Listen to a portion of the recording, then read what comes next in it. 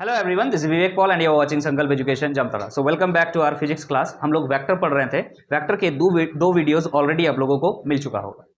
आज हम वेक्टर का थर्ड लेक्चर लेकर के आए हैं। इसमें हम पढ़ने जा रहे हैं पहला टॉपिक आज, रिजोल्यूशन ऑफ वेक्टर। बहुत इंपॉर्टेंट है और ये टॉपिक्स कवर करने के बाद हम प्रॉब्लम्स जरूर आपके सामने लाएंगे। तो अगर आप रेगुलर वीडियो देख रहे हैं तो बहुत अच्छा है। अगर ये वीडियो में डायरेक्ट आप आए हैं और आपको अच्छा लग रहा है, अभी तक कुछ पढ़ा ही नहीं, पहले देख लीजिए, अच्छा लगे तो लाइक कर दीजिएगा। चलिए स्टार्ट करते हैं। Resolution of vector into components. तो एक काम कीजिए, सबसे पहले आप एक वेक्टर लीजिए, कोई भी एक वेक्टर ले लीजिए। पहले एक सेकंड, पहले तो आप वेक्टर लीजिए। ये रहा वेक्टर हमारा,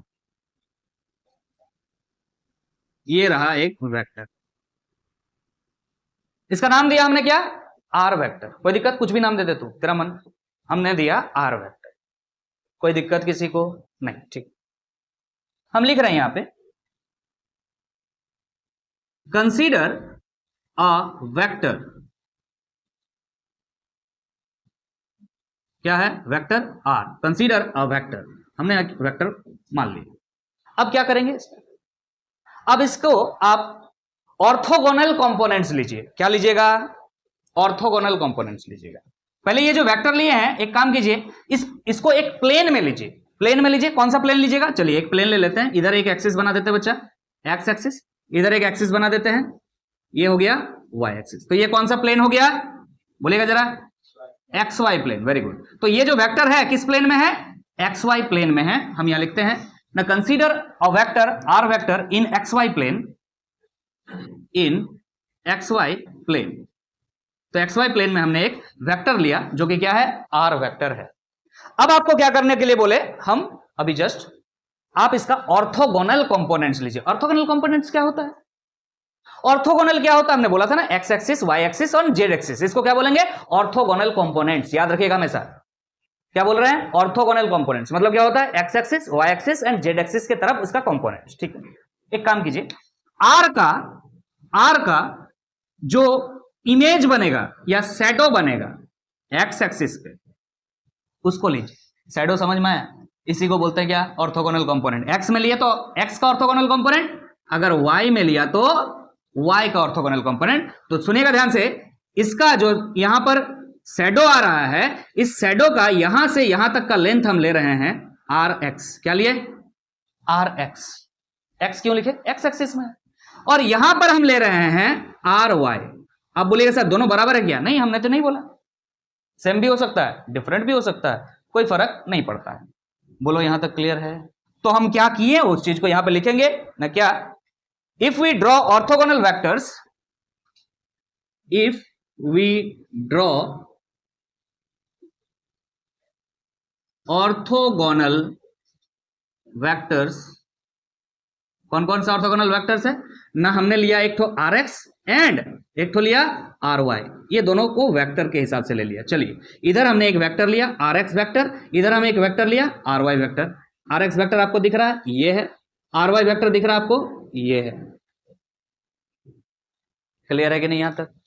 यहां तक ओके है? कोई एकदम पहले सीखो कहां से आया, कैसे आया, उसके बाद तो लास्ट में हम फॉर्मूला याद करा देंगे, कोई दिक्कत नहीं होगा। क्लियर है कि नहीं? कैसे इस चीजों का डेवलपमेंट हुआ समझो। हमने क्या लिया? If we draw orthogonal vectors r x and r y in x and y direction, या लिख सकते हैं along x and y axis, इस तरह से भी लिख सकते हैं, in x and y direction respectively. अरे आर एक्स किधर लिया? एक्स डायरेक्शन में लिया। आर वाई किधर लिया? वाई डायरेक्शन में लिया। क्लियर है कि नहीं? यहां तक ठीक है? कोई दिक्कत नहीं है? आर हमने एक वेक्टर लिया था, किस में लिया था? एक्स वाई प्लेन में लिया था। एक्स एक्सिस की तरफ एक वेक्टर ले लिया, क्या है? R X. वाई एक्सिस की तरफ एक वेक्टर ले लिया आर वाई। दोनों क्या है? ऑर्थोगोनल है। ऑर्थोगोनल मतलब समझ में आता है? एक्स एक्सिस में, वाई एक्सिस में या जेड एक्सिस में ले, तो उसी को हम बोलेंगे ऑर्थोगोनल, अदरवाइज नहीं। क्लियर है कि नहीं? ठीक, आगे बढ़ते हैं। अब यहां पे थोड़ा सा वेक्टर एडिशन लॉ लगाएंगे। By law of vector addition, बच्चा ध्यान दो, लॉ ऑफ वेक्टर एडिशन ध्यान दीजिएगा। देखिए एक वेक्टर ऐसा है, दिख रहा है, ये इसका तीर का निशान है, देखिए ध्यान से, ये तीर का, ऐसा वेक्टर है। एक वेक्टर कैसा है, ऐसा है। इसको हम उठा करके अगर ऐसे लेके जाए, हम बोले थे ना shifting is possible, parallel shifting is possible, बोला गया था पैरेलल शिफ्ट करें। अगर इसको उठा के ऐसा लेके जाएं तो ध्यान दीजिएगा कैसा होगा। ऐसा एक वेक्टर है जो कि क्या है, आर एक्स वेक्टर। ये एक वेक्टर आ जाएगा यहां पर ऐसे, ये क्या हो जाएगा, आर वाई वेक्टर, जो कि हमने इसको पैरेलली शिफ्ट किया है। इसका रिजल्टेंट क्या होगा, ये जो लिखा हुआ है ये यही ना होगा, आर वेक्टर। बोलिए क्लियर है कि नहीं। Triangular law of vector addition last class cover किया। तो हम यहां वेक्टर लॉ को लगाए हैं तो क्या लिख सकते हैं ना, R vector equal to R X vector plus R Y vector. बोलिए लिख सकते हैं। कोई प्रॉब्लम है किसी को? नहीं। क्या बातें समझ में आ गया है? इस चीज को मिटाते हैं यहां से, ठीक है सर, आगे बढ़ते हैं। इसको हम इक्वेशन 1 लिखते हैं, इसको हम इक्वेशन 1 लिखते हैं। आगे चलेंगे, हम आगे चलेंगे, देखिएगा। But in figure R X क्या है, देखिए ध्यान से, आर एक्स क्या है बच्चा। अगर ये एंगल कितना है, थीटा है, तो ये आर एक्स कितना होगा। आप यहां से कॉस थीटा निकालने का प्रयास कीजिए। कॉस थीटा क्या हो जाएगा, कॉस थीटा इक्वल टू हो जाएगा बी बाई, बोलिएगा cos theta equal to B by H, yes और नो। तो बी क्या है ना, आर एक्स बाई एच क्या हो जाएगा, आर। बोलिए क्लियर है कि नहीं। लेकिन ध्यान रखिएगा, अगर आप कॉस थीटा निकाल रहे हैं ना, तो ये एक नंबर है, यस और no.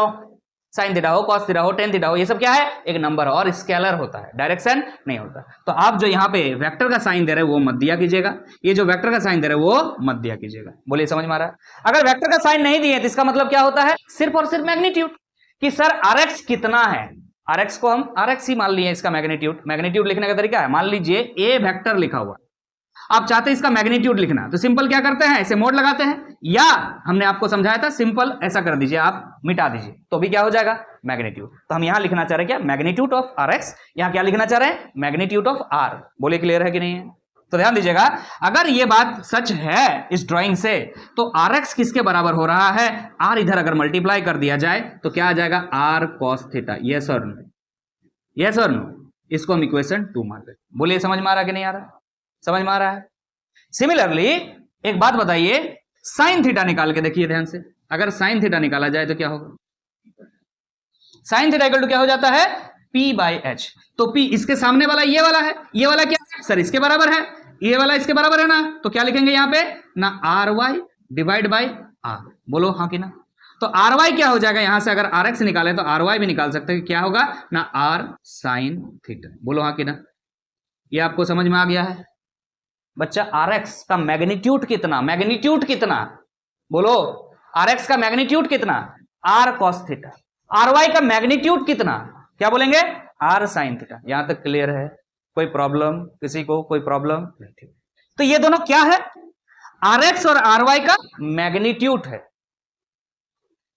In equation 2 and 3 the magnitude of Rx and Ry are shown। बोलिए यहां तक कोई प्रॉब्लम, ये साइड में आपका लिखा हुआ है, कोई प्रॉब्लम नहीं होगा, ठीक है कि नहीं। बोलिए यहां तक कोई प्रॉब्लम, कोई प्रॉब्लम नहीं। यहां तक अगर कोई प्रॉब्लम नहीं है तो अब हम यहां पे क्या करेंगे, कैलकुलेशंस कुछ ध्यान दीजिए। आगे समझते हैं। हमने ये 3 इक्वेशंस पाया है, इक्वेशन 1, इक्वेशन 2, इक्वेशन 3। अब हम क्या समझने जा रहे हैं, ध्यान दीजिएगा। एक्चुअली में आपने किया यहां पे, अब इस चीज को समझते हैं। देखिए ध्यान से, ये आर वेक्टर आपने लिया था, तो अगर कोई वेक्टर को आप ले रहे हैं तो ऑब्वियसली उसका मैग्नीट्यूड और डायरेक्शन आपको पता होगा, यस और नो। अगर आप कोई वेक्टर को कहीं पे ड्रॉ कर रहे हैं, कहीं पे लिख रहे हैं, आप जानते हैं उस वेक्टर को, इसका मतलब यह है कि उस वेक्टर का डायरेक्शन विथ मैग्नीट्यूड आपको पता है। क्लियर है कि नहीं। तो यहां जो आर एक्स आपने निकाला है बच्चा, equal to R cos theta, ये जो आर है इसका वैल्यू आपको पता होगा। आर क्या है ना सर, आर वेक्टर का मैग्नीट्यूड, मतलब आर एक्स मिल जाएगा आपको। यहां पे सिमिलरली आर वाई भी मिल जाएगा। कैसे मिलेगा ना, आर का मैग्नीट्यूड, आर वेक्टर का मैग्नीट्यूड आपको पता होगा, आर साइन थीटा निकाल लीजिएगा, इससे कोई प्रॉब्लम नहीं है, कोई दिक्कत।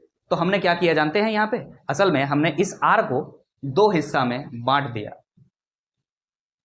इस आर को हमने दो हिस्सा में बांट दिया, एक आर एक्स में और एक आर वाई में।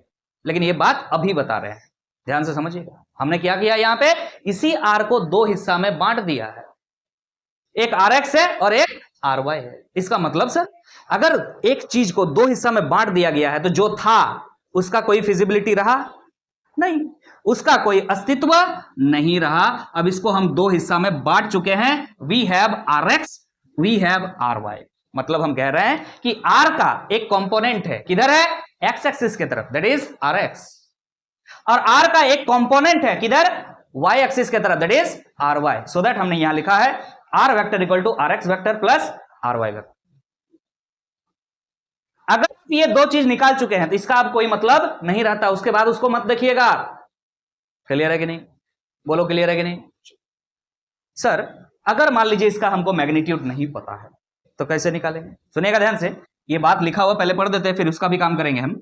Once a vector is resolved, resolved का मतलब समझ में आया, क्या रिजॉल्व्ड मतलब दो हिस्सा में बांट देना, किसी भी वेक्टर को दो हिस्सा में बांट देना, दो कंपोनेंट्स में बांट देना, एक एक्स डायरेक्शन में एक वाई डायरेक्शन में बांट देना, उसको हम क्या करेंगे, रिजोल्यूशन ऑफ वेक्टर। बात समझ में आया।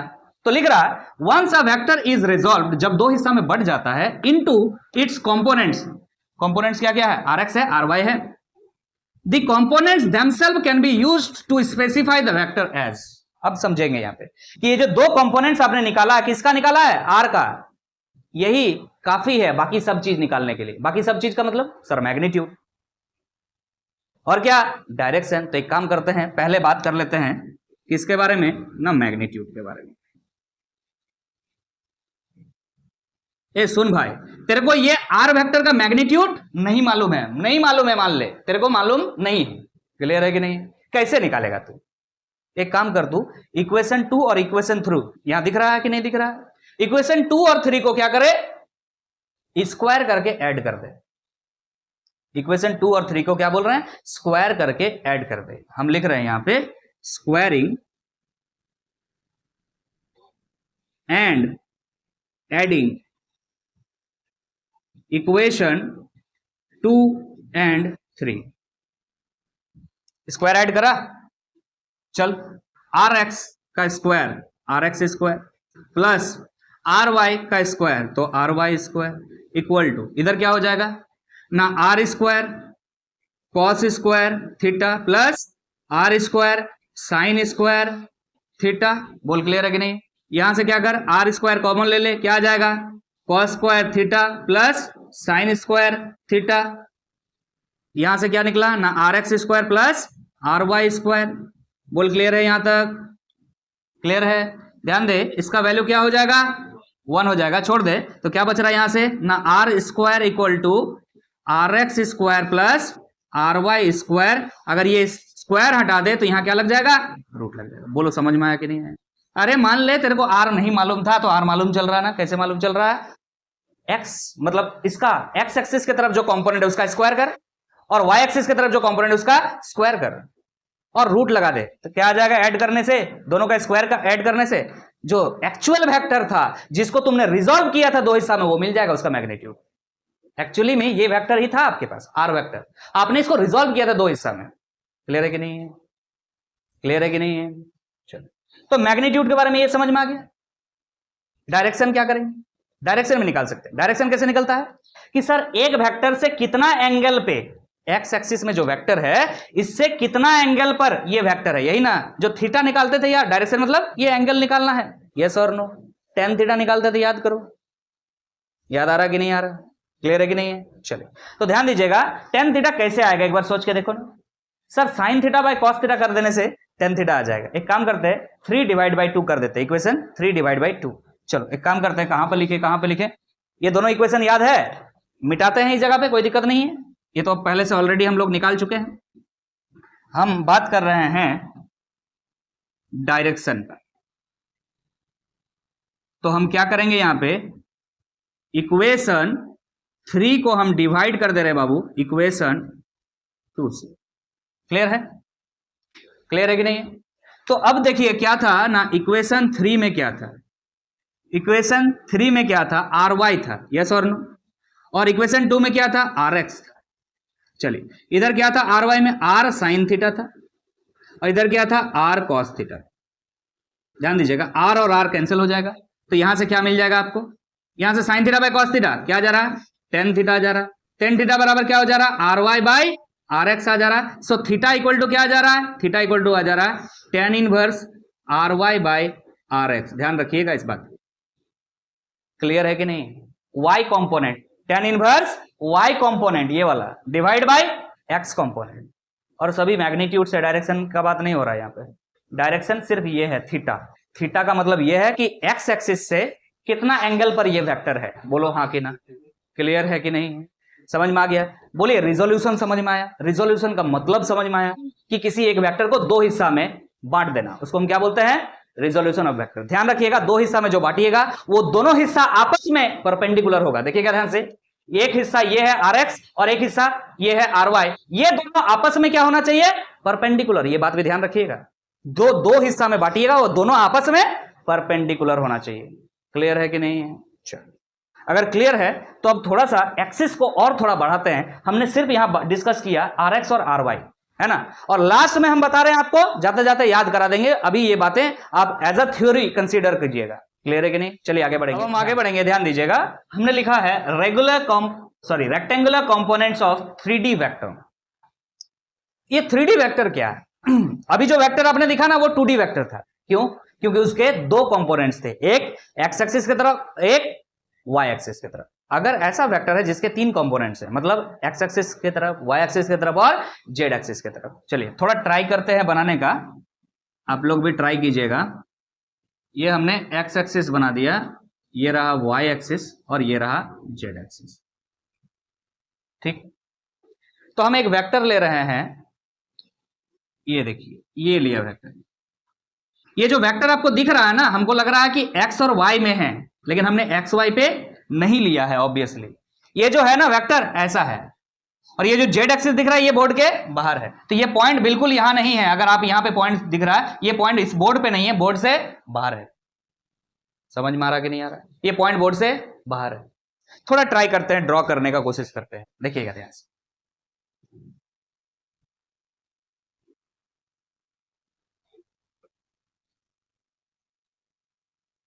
थोड़ा ट्राई किया जा सकता है।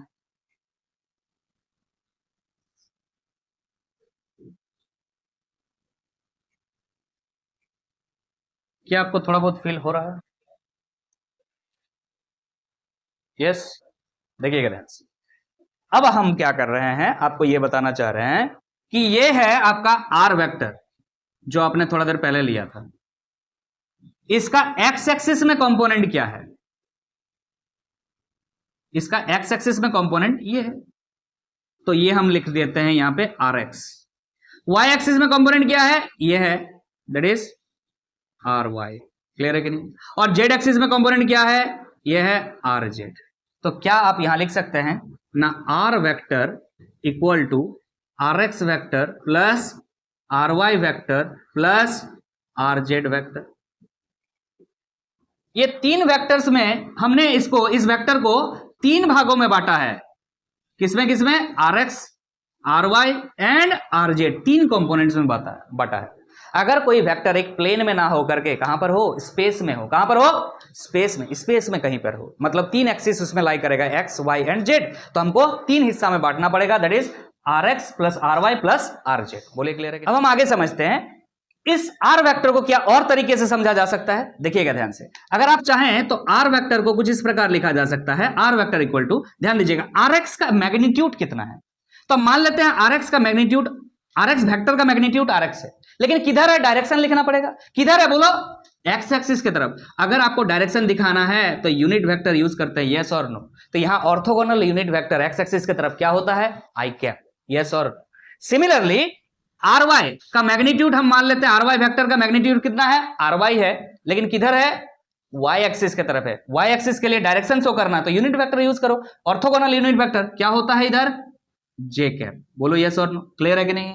अब आरजेड का मैग्नीट्यूड भी हम क्या मान लेते हैं? आरजेड मान लेते हैं, आरजेड वेक्टर का। और किधर है? तो हम बोलेंगे जेड एक्सिस की तरफ, और जेड एक्सिस का ऑर्थोगोनल यूनिट वेक्टर क्या होता है? बोलो जरा, आई जे के। याद करो क्या होता है? के कैप। बोलिए क्लियर है?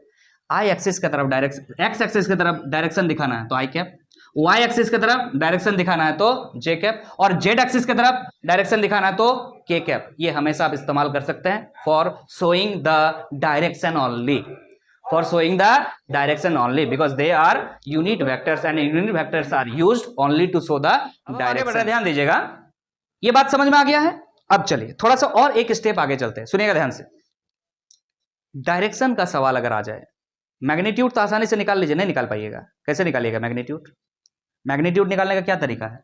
अगर इसका मैग्नीट्यूड निकालना है आपको, आर वेक्टर का मैग्नीट्यूड निकालना है, तो कैसे निकालेंगे? अरे यार, आर एक्स दिख रहा है तो आर एक्स का स्क्वायर, आर वाई दिख रहा है तो आर वाई का स्क्वायर, आर जेड दिख रहा है तो आर जेड का स्क्वायर करके क्या कर देंगे? स्क्वायर रूट लगा देंगे। अभी दो कंपोनेंट्स था तो ऐसा ही किया था ना, अभी तू समझ में आ रहा? आर वेक्टर का मैग्नीट्यूड को सिंपल आर भी तो लिख सकते हैं। क्लियर है कि नहीं? समझ में आ रहा है? ये बात तो क्लियर है, कोई दिक्कत नहीं है, लेकिन सवाल फंसता है डायरेक्शन के लिए। तो सवाल फंसता अगर डायरेक्शन के लिए तो क्या करेंगे हम, ध्यान से सुनिएगा।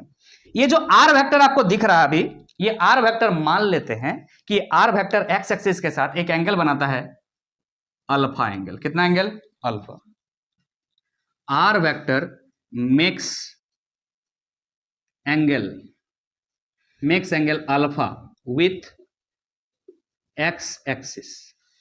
अरे एक्स एक्सिस के साथ कितना एंगल बनाता है? अल्फा।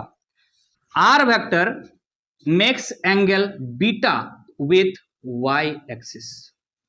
चलिए देखिए ध्यान से, वाई एक्सिस के साथ कितना एंगल बनाता है? हम बोल रहे हैं बीटा। क्लियर है कि नहीं? Similarly R vector makes angle gamma with Z axis. ये जेड एक्सिस के साथ कितना एंगल बना रहा है? ध्यान दो, ये जेड एक्सिस, सॉरी ये है आर वेक्टर, ये इसके साथ एंगल कितना बना रहा है? कितना एंगल बना रहा है? गामा। बोलो क्लियर है कि नहीं? हमने तीन एंगल मान लिया कि एक आर वेक्टर है जो कि एक्स एक्सिस के साथ अल्फा एंगल, वाई एक्सिस के साथ बीटा एंगल, और जेड एक्सिस के साथ गामा एंगल बना रहा है। क्लियर है? चलो, अगर ऐसा है तो आप यहां से कैसे कॉस अल्फा, कॉस बीटा और कॉस गामा निकाल पाइएगा? चलिए तो हम यहां पे ट्राई करते हैं, ध्यान दीजिएगा। अगर हम यहां पे कॉस अल्फा का बात करें, क्या बोल रहे हैं? Cos alpha. कैसे निकालोगे? What is cos alpha? अरे अल्फा देखो, सिर्फ अल्फा, अल्फा का मतलब क्या है सर? एक्स एक्सिस के साथ एंगल। ध्यान दो, ये सिर्फ एक्स एक्सिस के साथ का बात हो रहा है, तो यहां देखो कॉस का बात हो रहा है तो बी बाई एच, यस और नो? तो बी क्या है? R X. क्या है? R X. यस और नो? एच क्या है? एच तो हमेशा यही वाला होगा, आर वेक्टर होगा। यस और नो? और आर वेक्टर कितना लिख के रखा है तू? ये लिख के रखा, या उसका मैग्नीट्यूड पे ध्यान दे, मैग्नीट्यूड होता है ना। अरे कॉस थीटा हो, साइन थीटा हो, टेन थीटा हो, कुछ भी हो, क्या हो? मैग्नीट्यूड का बात होता है। तो यहां मैग्नीट्यूड इसका तू निकाल के रखा है, यहां पे चीज को लिख दे यार, R X square plus R Y square plus R Z square का स्क्वायर रूट। बोलो क्लियर है कि नहीं? बोलो क्लियर है कि नहीं? चल अब आगे बढ़ते हैं। कॉस अल्फा निकाल लिया तो तुम कॉस बीटा निकाल के बता दो जरा। अब कॉस बीटा जहां बात हुआ तो तुम वाई एक्सिस पे ध्यान देगा। किधर ध्यान देगा? वाई एक्सिस पे। तो अगर ये बीटा है, ध्यान दे, तो क्या हो जाएगा? कॉस बीटा इक्वल टू, बोलो जरा, बी बाई एच। तो बी कौन वाला होगा? ये वाला बी, और एच हो जाएगा फिर से वही आर। ये वाला क्या है ना सर? आर वाई है। तो यहां आर वाई वेक्टर मत लिखना, क्या है ये? मैग्नीट्यूड। आर वाई वेक्टर का मैग्नीट्यूड आर वाई ही माना है हमने। क्लियर है कि नहीं? डिवाइड बाई वही हो जाएगा R X square plus R Y square plus R Z square का स्क्वायर रूट। सिमिलरली जब कॉस गामा निकालेगा बच्चा लोग तो क्या होगा? तो जेड एक्सिस के बारे में बात करेंगे, और इसके सामने जो जेड एक्सिस आपको दिख रहा है क्या होगा? यहाँ पे आर जेड हो जाएगा, जैसे कि आर एक्स हुआ आर वाई हुआ है, ऑब्वियसली क्या हो जाएगा? आर जेड हो जाएगा, डिवाइड बाई क्या हो जाएगा ना, R X square plus R Y square plus R Z square का स्क्वायर रूट। बोले क्लियर है कि नहीं? एक काम करें, चलिए ध्यान दीजिएगा, कॉस अल्फा को अगर हम एल मान ले, कॉस बीटा को अगर हम एम मान ले, कॉस गामा को अगर हम एन मान ले, तो क्या कुछ फायदा होगा? तो देखिएगा, इसको हम एल, इसको एम और इसको एन मान लिए हैं, तो इससे क्या फायदा होगा? इसका फायदा अभी हम देखेंगे। क्या यहां तक समझ में आ गया है? समझ में आ गया है तो चलिए आगे देखेंगे हम। अब हम आगे बढ़ रहे हैं, ध्यान दीजिएगा। हमने क्या समझा यहां पे, अल्फा बीटा और गामा क्या है? डायरेक्शन है। क्या है? डायरेक्शन है। किसका डायरेक्शन है? आर वेक्टर का डायरेक्शन है। अल्फा क्या है ना? Direction of R vector from X axis. Beta क्या है? Direction of R vector from Y axis. Gamma क्या है? Direction of R vector from Z axis. लेकिन एल एम और एन जो हमने अभी लिखा, एल क्या था? कॉस अल्फा था। एम क्या है? कॉस बीटा है। और एन क्या है? Cos gamma. हमने ये लिखा। तो यहां पर हमने एक लाइन लिख दिया है, कोई दिक्कत नहीं होना चाहिए। Here L M and N are direction cosine of R vector. अरे अल्फा बीटा गामा क्या? डायरेक्शन है, और उसके साथ कॉस लगा दिए तो उसको हम क्या बोल दिए? Direction cosine. इस लैंग्वेज से किसी को प्रॉब्लम है? डायरेक्शन कोसाइन का मतलब क्या है? डायरेक्शन के साथ कॉस लगा हुआ है। समझ में आ रहा? अल्फा बीटा गामा डायरेक्शन है, उसके साथ क्या लगा हुआ है? कॉस लगा हुआ। उसको क्या बोल दिया? Direction cosine. चलिए बात की मुद्दा पर आते हैं। जो आपने एल लाया था उसका अगर स्क्वायर करें, जो आपने एम लाया था उसका अगर स्क्वायर करें, जो आपने एन लाया था उसका अगर स्क्वायर करें तो क्या पाएंगे आप? तो सर हम पाएंगे ना cos square alpha plus cos square beta plus cos square gamma. Yes और नो? यस और नो? यही मिलेगा। और इसका जो रिजल्ट आया था, इसका रिजल्ट क्या था?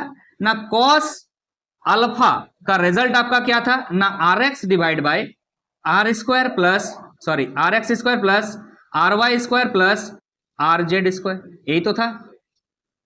समझ में आ रहा कि नहीं आ रहा? मतलब अगर आप इसका स्क्वायर कर रहे हैं तो पक्का इसका स्क्वायर कर रहे हैं। अगर इसका स्क्वायर कर रहे हैं तो क्या आएगा ना? यहां पे आर एक्स स्क्वायर आएगा, और डिवाइड में ये जो स्क्वायर रूट आपको दिख रहा है वो खत्म हो जाएगा। यहां क्या बचेगा? बोलो रे, R X square plus R Y square plus R Z square. बोलिए क्लियर है कि नहीं है? सबको समझ में आ रहा है? यही आने वाला है। सिमिलरली जब आप यहां पे अल्फा लिखे हैं तब ऐसा आ रहा है। जब यहां पर बीटा रहेगा, कॉस स्क्वायर बीटा रहेगा तो क्या आएगा? यहां पे आर एक्स के जगह पे आर वाई आएगा, बाकी तो सेम। सिमिलरली जब यहां पे गामा रहेगा तो यहां पे क्या आएगा? आर जेड, बाकी नीचे तो सेम। क्लियर है कि नहीं है? और आपस में इन तीनों को जोड़ेंगे तो क्या आएगा? सर नीचे डिनोमिनेटर जो है वो क्या हो जाएगा? एलसीएम। एलसीएम ले लेंगे तो सेम आएगा। तो हम यहां लिखने जा रहे हैं डायरेक्टली लिखने जा रहे हैं। क्या हो जाएगा? R X square plus R Y square plus R Z square. बोलिए क्लियर है कि नहीं? तो पहला वाला अल्फा से आपको क्या मिल जाएगा? आर एक्स स्क्वायर मिल जाएगा, तो यहां लिखने जा रहे हैं आर एक्स स्क्वायर। लेकिन यहां से क्या मिलेगा? R Y square. और यहां से क्या मिलेगा? R Z square. ध्यान दीजिएगा, न्यूमरेटर और डिनोमिनेटर सेम है। यस और नो? ये पूरा टर्म इस पूरा टर्म के साथ कट जाएगा। क्या निकला? 1। हम आपको एक बार में चाहते तो बता करके रटवा सकते थे, हमने आपको प्रूव करके दिया। यहां याद रखिएगा क्या होता है? कोसाइन, सॉरी, डायरेक्शन कोसाइन का स्क्वायर का सम जब आप करते हैं तो हमेशा क्या आता है? 1 आता है। ऑलवेज याद रखिएगा, हमेशा याद रखिएगा ना cos square alpha plus cos square beta plus cos square gamma का वैल्यू हमेशा क्या आएगा? 1 आएगा। इसका इस्तेमाल हम जोरदार तरीके से फ्यूचर में कर सकते हैं। क्लियर है कि नहीं? बोलिए समझ में आ गया है? अल्फा बीटा गामा क्या है समझ में बहुत जरूरी है कि जो वेक्टर है वो वेक्टर एक्स एक्सिस के साथ कितना एंगल बनाया? अल्फा, वाई एक्सिस के साथ बीटा और जेड एक्सिस के साथ गामा। उसके कोसाइन का स्क्वायर करेंगे तो कितना आएगा? 1 आएगा। This result is important for you. जितना आपने डेरिवेशन में सीखा उतना इंपॉर्टेंट अगर नहीं भी है तो ये रिजल्ट आपके लिए इंपॉर्टेंट है। क्लियर है कि नहीं? अगर क्लियर है तो अब हम आगे बढ़ेंगे। अब हम आगे बढ़ रहे हैं, ध्यान दीजिएगा, एक फ्रेश टॉपिक स्टार्ट कर रहे हैं, नाम है पोजीशन वेक्टर। हमने इसके पहले टाइप ऑफ वेक्टर्स देखा है, तो ये भी एक टाइप का वेक्टर है हम कह सकते हैं, लेकिन जो आपने वहां पे टाइप्स बात किए थे ना वैसा कुछ नहीं। आपको यहां समझना बहुत जरूरी है पोजीशन वेक्टर क्या होता है, बहुत जरूरी है। तो मान लेते हैं एक वेक्टर है जो कि कुछ इस प्रकार है। मान लीजिए एक स्पेस है, जैसे कि थोड़ा देर पहले हमने समझा था। ये ले लिया हमने एक्स एक्सिस, ये ले लिया हमने वाई एक्सिस, ये ले लिया हमने जेड एक्सिस। क्लियर है कि नहीं? तो एक वेक्टर ऐसा बना दिया, और ये जो पॉइंट आपको दिख रहा है ये पॉइंट ऑब्वियसली स्पेस में है। तो स्पेस में है तो इसका कोई एक्स कंपोनेंट होगा, वाई कंपोनेंट होगा और जेड कंपोनेंट होगा। अगर आप चाहें तो बना सकते हैं, अभी तरीका आपको बता ही दिए, अब मस्त तरीके से बना पाओगे तुम लोग, कोई दिक्कत नहीं है। ऐसा बनाना समझ में आ रहा है? बन जाएगा ना तुम लोगों से? क्या यार, रेक्टेंगल बना लोगे ना यहां से? कोई प्रॉब्लम होगा? बना लोगे ना इसे? बोलो क्लियर है कि नहीं है? ऐसे बनाओगे, ठीक, देखो कितना बढ़िया, तुरंत बन गया, है कि नहीं? चलिए, तो ये आपने लिया क्या, एक वेक्टर, जो कि उतना देर से चिल्ला चिल्ला के बोल रहे हैं आप, क्या है, आर वेक्टर। चलिए मान लो, क्लियर है कि नहीं? ये आर वेक्टर है, ये आर वेक्टर है, चलिए ठीक है, आर वेक्टर। सुनो ध्यान से, इसका ओरिजिन क्या है, ओ है, ये जो पॉइंट है इसको हम पी लिख दे रहे हैं, तो क्या इस आर वेक्टर को आप क्या लिख सकते हैं, ओ पी वेक्टर नहीं लिख सकते? लिख सकते हैं कि नहीं लिख सकते हैं? ओरिजिन इज इंपॉर्टेंट है, ओरिजिन इज इंपॉर्टेंट है, ध्यान रखिएगा। अब ध्यान से सुनिएगा, ये जो पी पॉइंट है बच्चा, इस पी पॉइंट का कोऑर्डिनेट हम ले रहे हैं, लेट कि एक्स एक्सिस में कितना है, एक्स है, वाई एक्सिस में कितना है, वाई है, और जेड एक्सिस में कितना है, जेड है, लेट एक्स वाई जेड है। बोले क्लियर है कि नहीं बच्चा? अभी थोड़ा देर पहले इसका तुम रिजोल्यूशन किया ना, क्या लिखा था, एक्स के जगह में क्या लिखा था, आर एक्स लिखा था, अरे वाई की जगह क्या लिखा था, आर वाई लिखा था, और जेड की जगह क्या लिखा था, आर जेड लिखा था। तो तू हर उस जगह पे एक्स वाई जेड लिख सकता है, कोई प्रॉब्लम नहीं। मतलब हम कह रहे हैं कि आर वेक्टर का एक्स के तरफ कंपोनेंट कितना है, एक्स है या आर एक्स है, आर वेक्टर का वाई के तरफ कंपोनेंट क्या है, आर वाई है या वाई है, और जेड के तरफ कंपोनेंट क्या है, आर जेड है या जेड है। फॉर द सिंप्लिसिटी हम एक्स वाई जेड ले लिए समझने के लिए। क्लियर है कि नहीं? बोलिए क्लियर है, समझ में आ गया है? आगे बढ़ते। इस आर वेक्टर को तू कैसे लिखता था बच्चा? तो लिखता था एक्स, अरे आर एक्स लिखता था, तू अभी एक्स लिख, किधर ना सर, एक्स एक्सिस के तरफ, मतलब आई कैप। समझ में आ रहा कि नहीं? इसका कंपोनेंट वाई के तरफ कितना है, वाई, किधर सर, वाई एक्सिस के तरफ, तो जे कैप। इसका कंपोनेंट आर वेक्टर का कंपोनेंट जेड एक्सिस की तरफ, जेड, तो के कैप।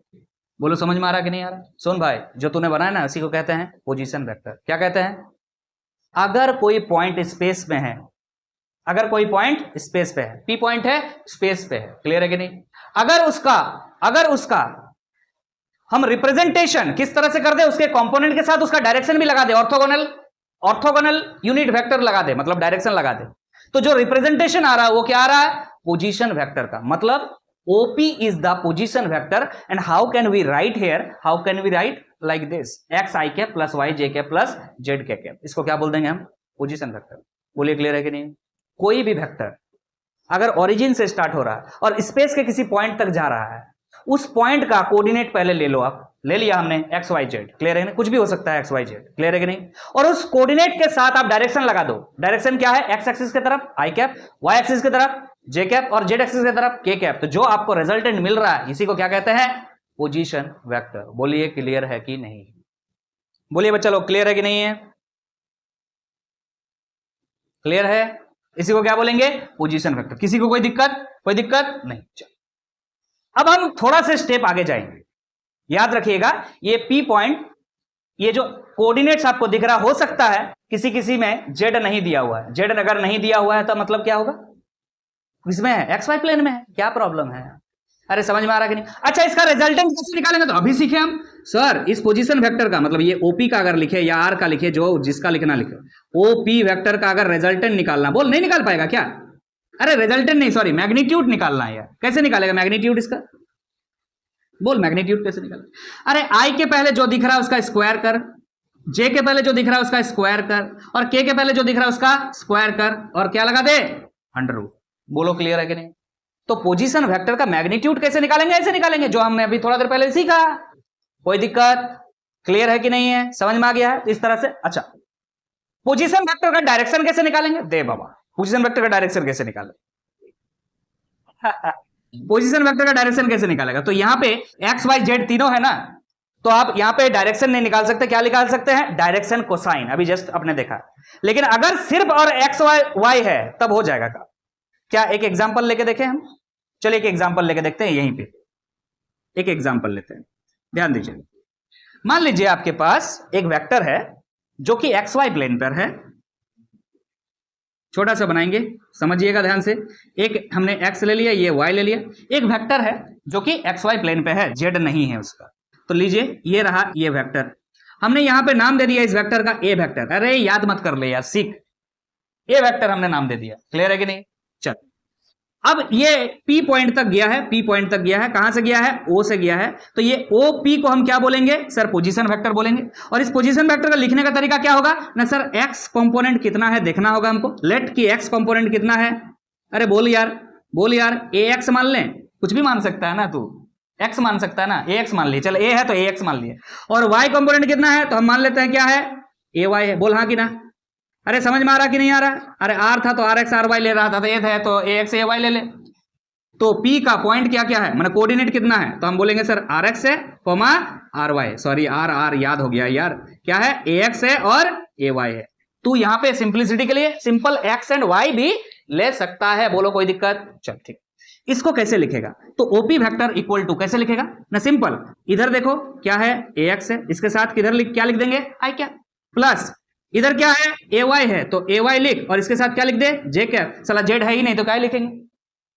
समझ में आ रहा कि नहीं आ रहा, देख यहाँ पे ax है और ay है और कुछ है ही नहीं तो नहीं लिखेंगे कुछ। इसका मैग्नीट्यूड कैसे निकालेगा, इसका मैग्नीट्यूड कैसे निकालेगा, अरे i के पहले जो है उसको लिख के स्क्वायर कर, और j के पहले जो है उसको लिख करके स्क्वायर कर, उसका अंडर रूट लगा दे, चल ये हो गया मैग्नीट्यूड। चल अब बोल डायरेक्शन कैसे निकालेगा, अभी हमने बोला अगर तीनों एक्सिस नहीं है ना तो प्रॉब्लम नहीं है, आराम से डायरेक्शन निकाल सकता है। कैसे निकालेगा, निकाल यहां से tan थीटा, थीटा कहां गया सर, यही तो है थीटा, यस और नो, क्लियर है कि नहीं है। तो tan थीटा इक्वल टू क्या हो जाएगा, tan थीटा इक्वल टू होता है p बाई b, तो p क्या है सामने देख ay है, तो यहां क्या लिखेंगे ay बाई ax, बोल क्लियर है कि नहीं। तो यहां से थीटा कैसे निकालेगा तू, tan inverse ay by ax, आसान है।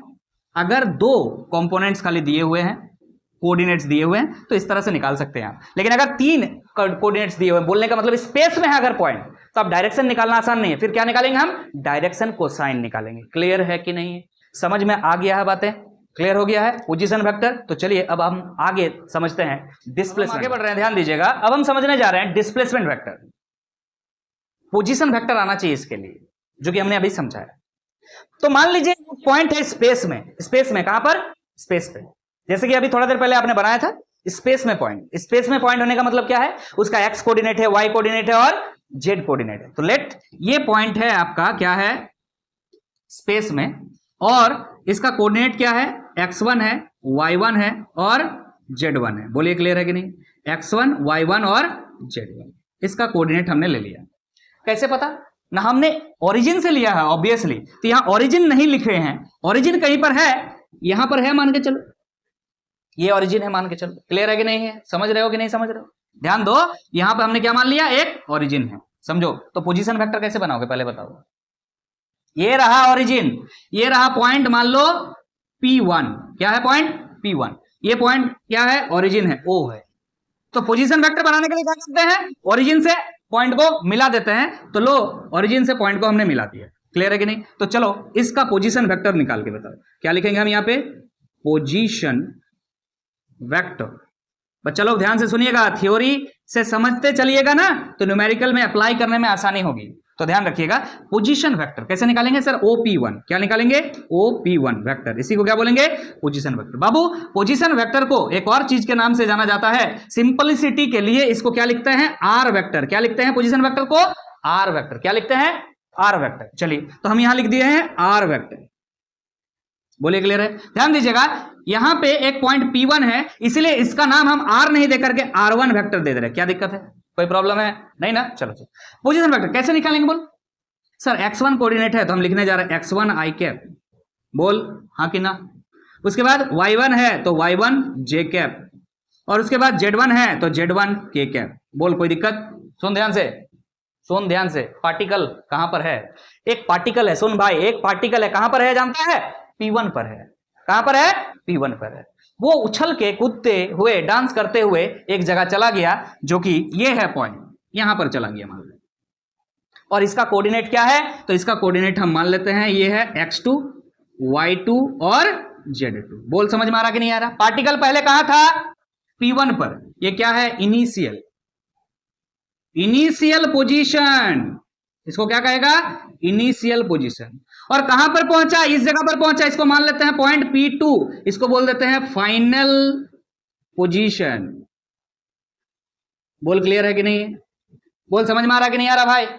तो सुन अब ध्यान से, अब तेरे को क्या करना होगा जानता है? तेरा पहला ड्यूटी है भाई पोजीशन वेक्टर निकालना। तेरा पहला ड्यूटी क्या है? पोजीशन वेक्टर निकालना। उसके बाद सोचना कुछ डिस्प्लेसमेंट के बारे में। तो पहला पॉइंट का तो तुमने पोजीशन वेक्टर निकाल लिया है। चल अब इस पॉइंट से हट गया, अब ये नहीं है, यहां पे पार्टिकल नहीं है, कहां है? यहां पर है। तो इसका पोजीशन वेक्टर निकाल पहले तू। इसका पोजीशन वेक्टर क्या लिखेगा तू? चल देख ध्यान से, इसको पहले मिला दी और इसको क्या लिख देंगे? R2 vector. बच्चा यहाँ पे R1 वेक्टर हमने बोला था लिखने के लिए, यहां देखिएगा R1 वेक्टर हमने लिखा है। क्लियर है कि नहीं? तो ये जो दूसरा वेक्टर आपको पोजीशन वेक्टर दिख रहा है वो क्या है ना सर? OP2 vector. यस और नो? और इसका नाम क्या दे दिया तू? R2 vector. बोल हाँ कि ना? समझ में आ रहा? इसको लिखेंगे कैसे? कोई बात नहीं सर, कोऑर्डिनेट दिख रहा है हमको, कोऑर्डिनेट दिख रहा है तो यहां लिख देंगे x2 i cap plus y2 j cap plus z2 k cap. बोल कोई दिक्कत है क्या? किसी को कोई प्रॉब्लम नहीं? तो पहले एक पार्टिकल P1 पॉइंट पर था जिसका कोऑर्डिनेट x1 y1 और z1 था, जो कि अब यहां नहीं है। कहां पर है? ये फाइनल पॉइंट में जा चुका है। क्या है? P2 पर, जिसका कोऑर्डिनेट x2 y2 और z2 है। दोनों का हमने पोजीशन वेक्टर अलग अलग निकाल के रखा है। कोई दिक्कत? कोई दिक्कत? सुनो, अब हम पहुंच सकते हैं कहां पर?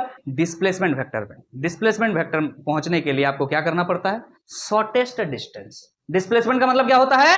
Shortest distance. तो सीधा सीधी क्या कीजिएगा, ये जो दो लाइन आपको, दो पॉइंट्स आपको दिख रहा बच्चा, ये दो पॉइंट्स को आप मिला दीजिएगा और ये जो डिस्टेंस होगा, ये जो डिस्टेंस होगा, इसी को क्या बोलेंगे? पोजीशन, सॉरी, इसको क्या बोलेंगे? Displacement vector. लेकिन उसका मैग्नीट्यूड बोल दिए, लेकिन इसका एक स्पेशल डायरेक्शन भी होगा, उसके बारे में भी बात करते हैं हम। ध्यान दीजिएगा, पहले तो आप क्या कीजिएगा? इन दोनों पॉइंट्स को मिला दीजिएगा। बोलो हाँ कि ना?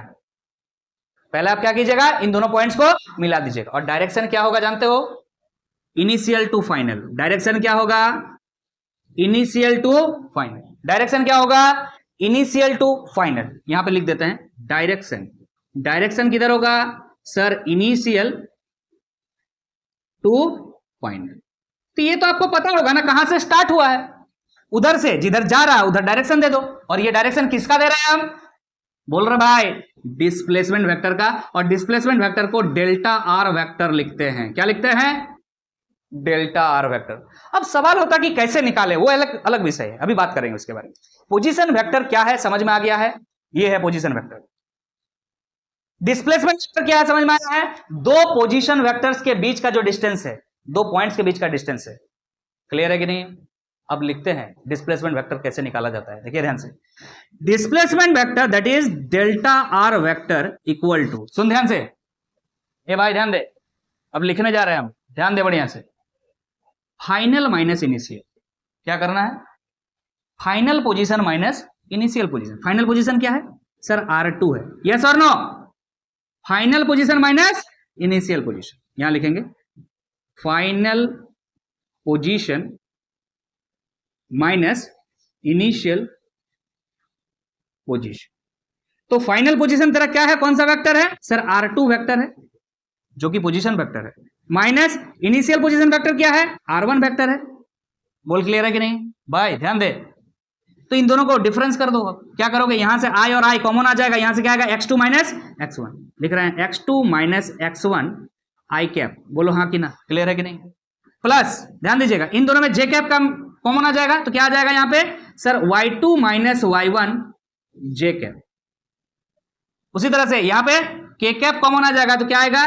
z2 minus z1 k cap. बोलो क्लियर है कि नहीं? ये है आपका displacement vector. The difference between two position vectors, यहां लिख सकते हैं the difference between two position vectors is called displacement vector।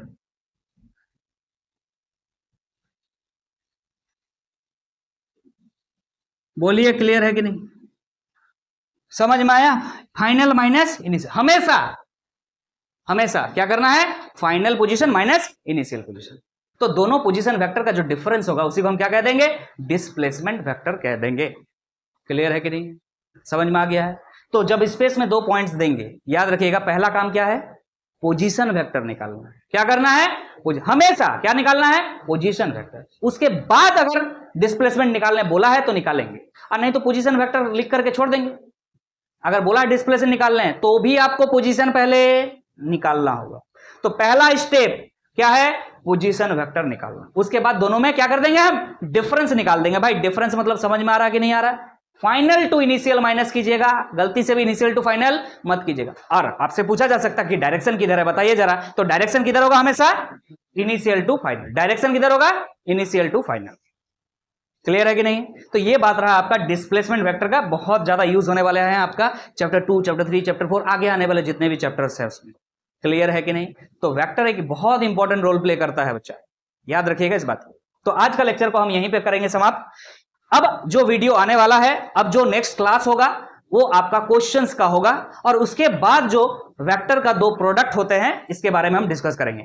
हमने अभी तक वेक्टर एडिशन रूल पढ़ा है, जिसमें हमने triangle law of vector addition, parallelogram law of vector addition, polygon law of vector addition और वेक्टर सब्सट्रैक्शन भी देखा था लास्ट वीडियो में। आज हमने ये सब बातें कवर किया है, और नेक्स्ट जो वीडियो आएगा, आज तक जो भी हमने वेक्टर में पढ़ा है उससे रिलेटेड क्वेश्चंस आएगा। तो अगर वीडियो अच्छा लगा है तो ज्यादा से ज्यादा वीडियो को लाइक जरूर कर दीजिएगा और अपने फ्रेंड्स में शेयर भी जरूर कर दीजिएगा। मिलते हैं नेक्स्ट वीडियो में, तब तक के लिए अलविदा। Thank you so much.